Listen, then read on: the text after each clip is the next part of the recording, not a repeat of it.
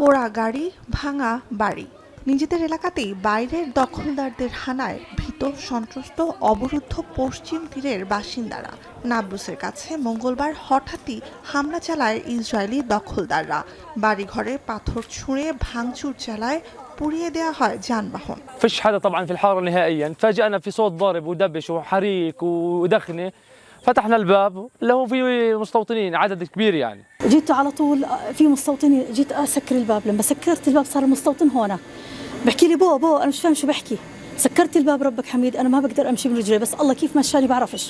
Jordan আর ইসরায়েলের মাঝখানে প্রায় ৫,০০০ বর্গ কিলোমিটার আয়তনের পশ্চিম তীর কয়েক দশক ধরে ইসরায়েল ফিলিস্তিন সংঘাতের কেন্দ্রে।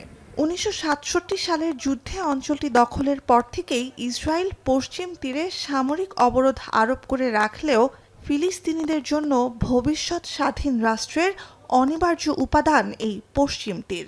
কিন্তু ক্রমাগত বসতি স্থাপন করতে করতে পুরো অঞ্চলের স্থায়ী দখল নেয়ার পথে ইহুদিবাদীরা। পূর্ব জেরুজালেম সহ পশ্চিম তীরে নতুন করে আবারও ২২টি বসতি নির্মাণের অনুমোদন দিয়েছে ইসরায়েলি নিরাপত্তা পরিষদ।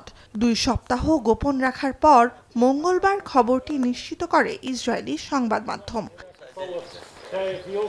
আন্তর্জাতিক আইনে বেশিরভাগ দেশের কাছেই ফিলিস্তিনিদের ভূখণ্ডে ইসরায়েলের বসতি সম্প্রসারণ কার্যক্রম অবৈধ। তবে এসবের তোয়াক্কা না করেই প্রধানমন্ত্রী বেনিয়ামিন নেতানিয়াহু আর তার কট্টর ডানপন্থী সরকার প্রকাশ্যেই পুরো অঞ্চল দখলের হুমকি দিয়ে আসছে। এ লক্ষ্যেই অল্প জনবসতির উঁচু এলাকাগুলোতে দলে দলে ভেড়া চড়ানোর কৌশল নিয়েছে দখলদাররা। এক পর্যায়ে বেদুইন ও অন্যান্য যাযাবর গোষ্ঠী আর মেষপালকদের ব্যবহৃত পাহাড়ে শুরু হয় বসতি স্থাপন, আর আশপাশের ফিলিস্তিনি বসতিগুলোতেও চলে হামলা।